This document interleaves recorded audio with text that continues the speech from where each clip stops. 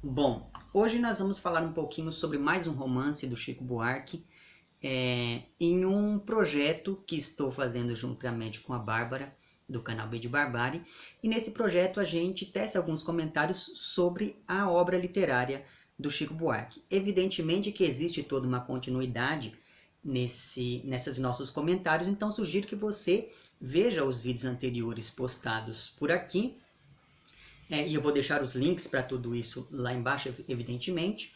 E daí, a partir então desses outros vídeos, é que a gente chega aqui no vídeo de hoje para poder falar um pouquinho sobre O Irmão Alemão, que é um romance publicado em 2014 e que me fez lembrar bastante de um outro romance publicado naquele mesmo ano chamado K, Relato de uma Busca, e que também já foi devidamente comentado por aqui. E eu acabei me lembrando e fazendo essa aproximação entre esses dois livros por uma série de motivos. Primeiro, porque em ambos o que nós observamos é o tema da busca.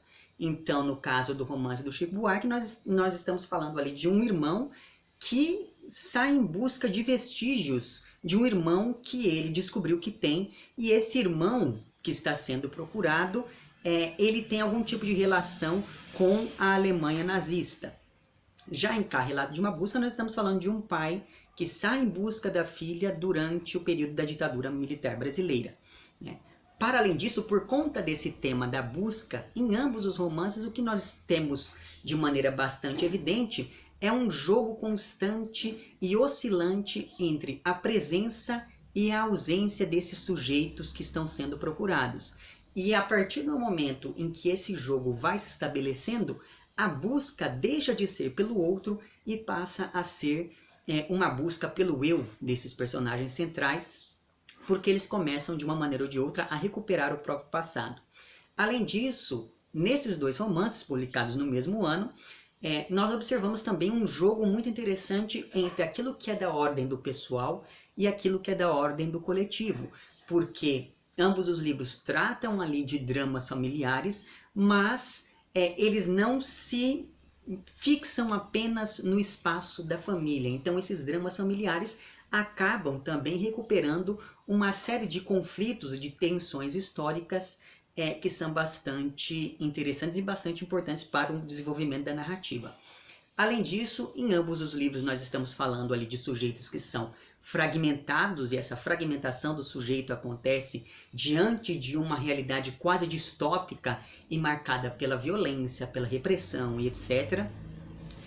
Mas talvez um dos grandes, e é claro que com tudo isso vem à tona também a questão da memória em ambas as narrativas, mas talvez a grande questão que aproxime os dois romances seja mesmo o recurso à autoficção, que são aquelas narrativas que permitem uma aproximação entre a ficção e a vida desses autores. E no caso de Irmão Alemão, isso se potencializa graças à nota explicativa que aparece ao fim do romance e à presença de reproduções de cartas e documentos que comprovam a existência real do tal irmão alemão do título do romance. Com isso, esse livro acaba se construindo a partir de uma tensão entre o que de fato aconteceu e aquilo que poderia ter acontecido com esse irmão.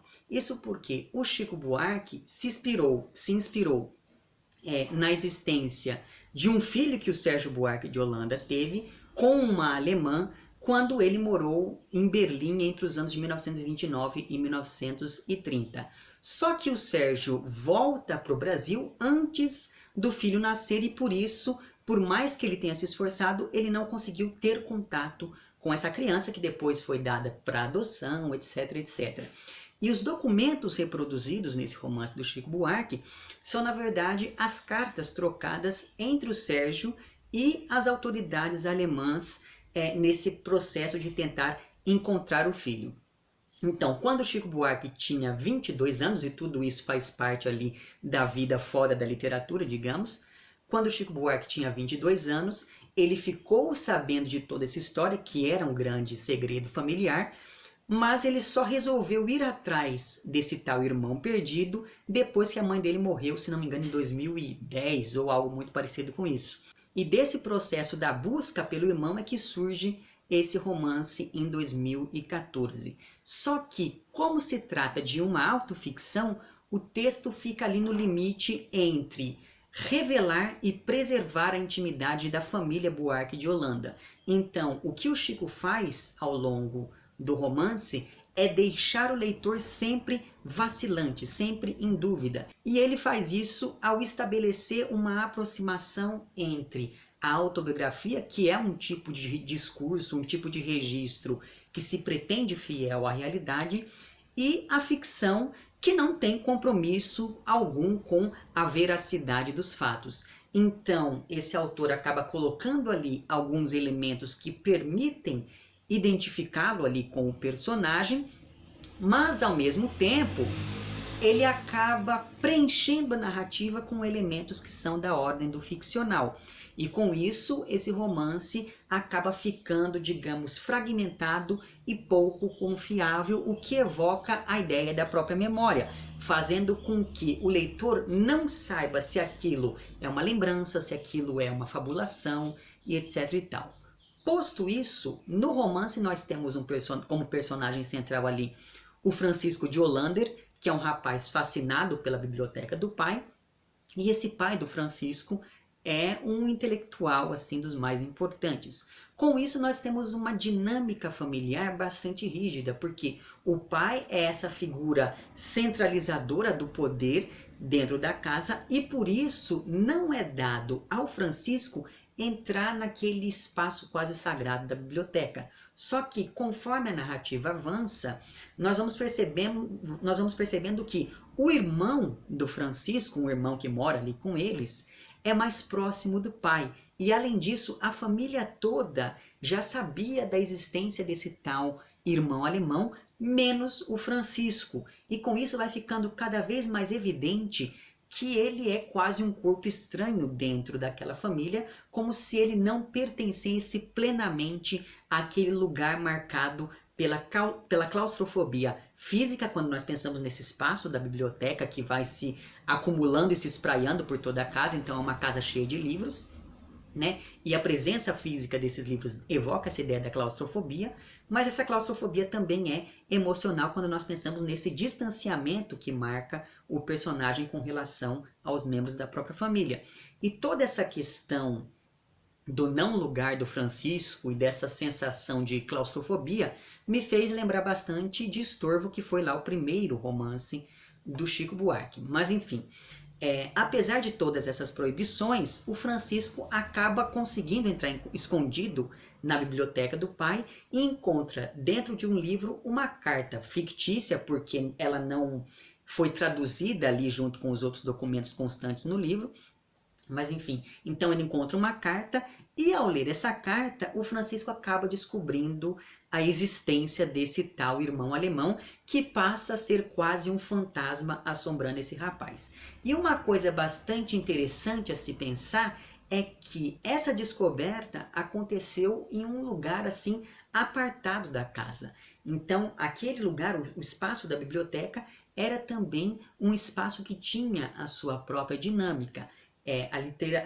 A biblioteca passa então a representar dentro do texto esse lugar do segredo e do fascínio que vão andando juntos ali na composição desse personagem central do romance.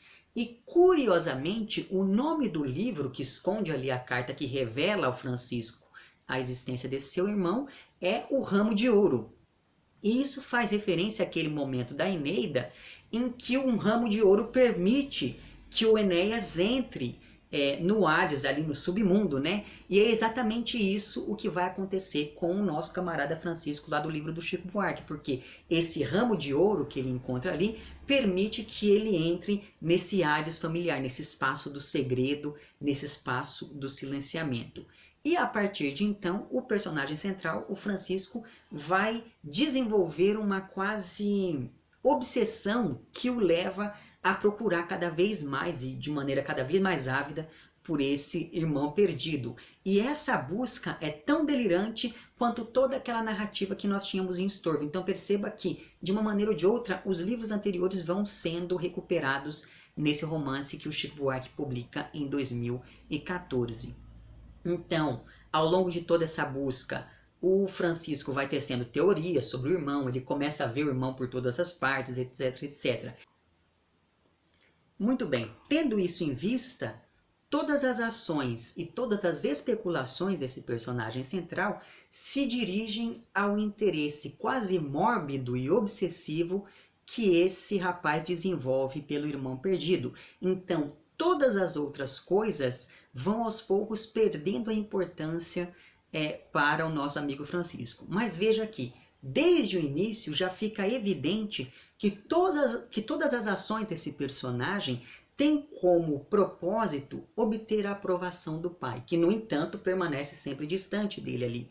E além disso, a relação do Francisco com o irmão envolve sempre muita competitividade, porque esse irmão que mora ali com eles parece ser o favorito do pai.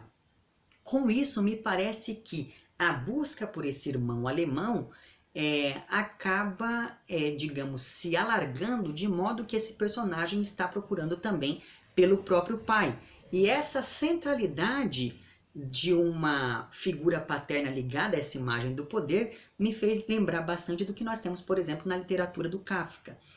Então, dada a centralidade dessa figura paterna, ela vai aparecer pulverizada em vários outros personagens ao longo de todo o romance, em que é um romance cheio de irmãos, digamos assim. Então você tem esse irmão alemão, você tem um irmão que mora ali com o Francisco, que é o Domingos, é o irmão mais velho ali, o preferido da família, aquela coisa toda.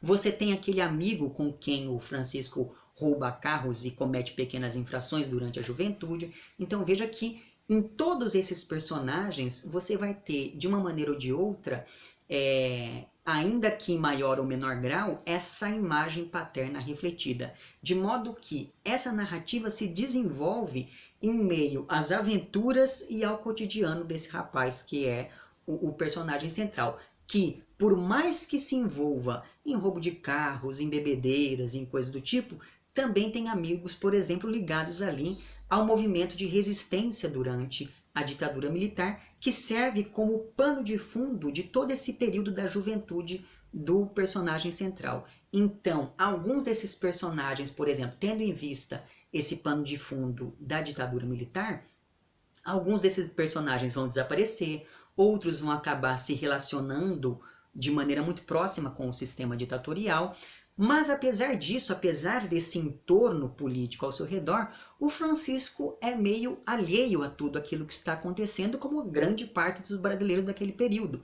E isso me fez lembrar bastante de um romance do Milton Ratum chamado A Noite da Espera, sobre o qual também já comentei aqui em algum lugar do passado. Com isso, então, esse período da repressão aparece de maneira meio confusa, meio nebulosa ao longo de todo o romance, mas ainda assim existem vários momentos em que o tópico ditadura militar acaba ganhando muita relevância com o desenrolar da narrativa.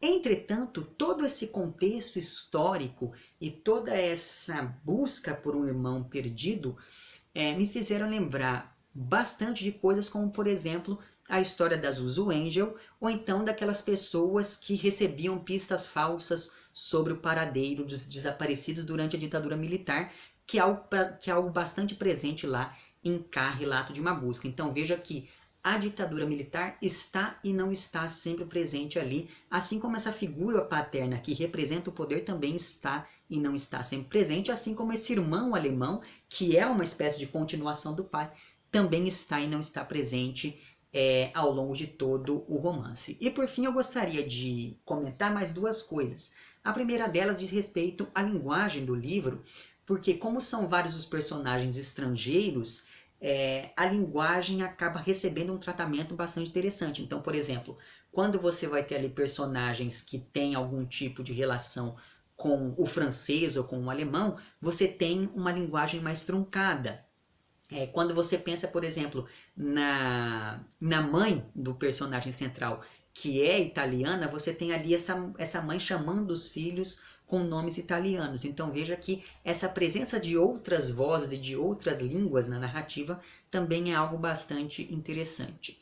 E a segunda coisa que eu gostaria de comentar, apenas a título de encerramento aqui da nossa discussão, diz respeito ao diálogo e à recuperação que o Irmão Alemão estabelece com os romances anteriores do Chico Buarque, sobretudo com Estorvo, que eu fui mencionando várias vezes ao longo dessa minha fala, e com Budapeste, que também já foi comentado aqui dentro desse projeto. Sendo que agora o alemão corresponderia, agora em O Irmão Alemão, a língua alemã corresponderia, apresentaria aquela mesma dificuldade ao personagem central, assim como você tem lá no personagem central de Budapeste, uma dificuldade linguística bastante acentuada. Então, ler em ordem cronológica esses romances pode ser bastante interessante, porque o Irmão Alemão acaba fazendo essa recuperação de textos anteriores em vários momentos, o que é bastante interessante pensando na articulação desta narrativa. Enfim, trata-se de um livro bastante interessante dentro do conjunto da obra do Chico Buarque, e nesse nosso próximo encontro aqui nós vamos falar um pouquinho sobre Essa Gente, que foi publicado pelo Chico Buarque agora em 2019, né? Então, enfim, agora no ano passado. Então, é um texto que eu também já terminei a leitura, então ele é bastante interessante porque ele apresenta algumas continuidades, mas várias rupturas dentro desse conjunto literário do Chico Buarque, mas esse é assunto para outra ocasião. Enfim, é isso. Novamente, vejam os vídeos, as discussões anteriores, tanto as minhas quanto as da Bárbara, porque acho que essa aproximação acaba enriquecendo bastante dessa nossa compreensão das obras. Vemo-nos em uma outra ocasião e um amplexo.